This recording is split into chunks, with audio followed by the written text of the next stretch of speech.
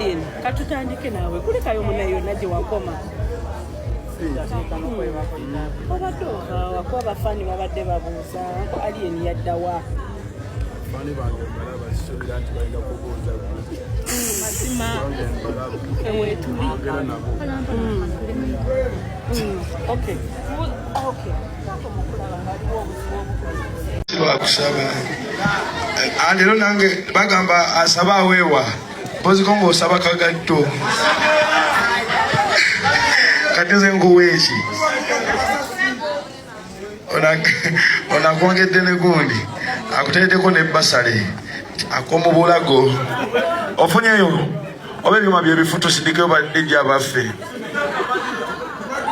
ate omukolo gwadde gutambudde bulungi mpaka dijje bagugize nga omukolo guwedde era kitira omukolo gwa gutambudde buki oba tukubirewo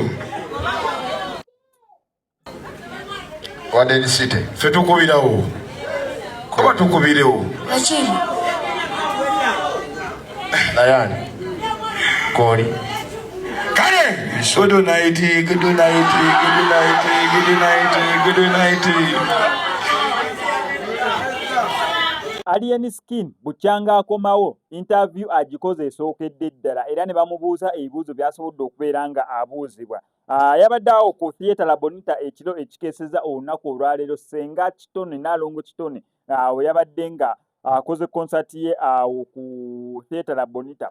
Concert eno yannyumidde nnyo olw'ensonga omukyalo ono atera okukola interviews analyst naye nga atera ozikola ne ba tiktokers atera ozikola ne ba bloggers ab'enjawulo. Yes, naddala ku YouTube. Kyansansizza nnyo nti ba YouTubers yabayise naddala abakwasaganya nabo emirimu n'aba involvinga mu show ye esobole okubeera ng'enyuma. Mikwano gye baayiriddewo omubiri bonna n'abayita ne basobola okubeerawo. Alien Skin bafeeki Gaza. Buli omu gw'abeereddewo n'omukyala teriyo muntu yakyasinza okwewuba mu makooti olw'abantu batamanyiiko. However, as long as oli TikTok, as long as oli YouTuber, abeera agenda kuyirawo omubiri n'abantu batamanyi abatali ba content creator naye nakyetaagisa omukyalo oyo okuyiwawo omubiri bambi abadde nga aguyiwawo ne ssente n'ateekamu waawe kyetaagisizza. Show yabadde successful. Theatre La Bonita. Alien Skin yabadde ndabayo Fake Gaza, Simon ndabayo Omusudani bangi nnyo ababaddeyo era we bityo byagenze mu maaso. So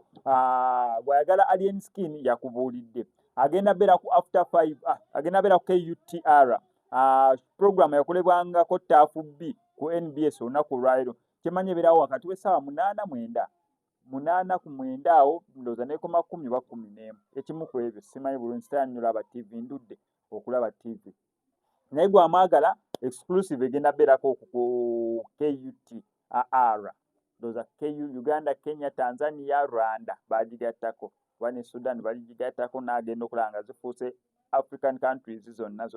Wano ko Max Media kankusaba subscribing onyigire notification bell tojja kubeera nga omisiga updates naddala nga zino.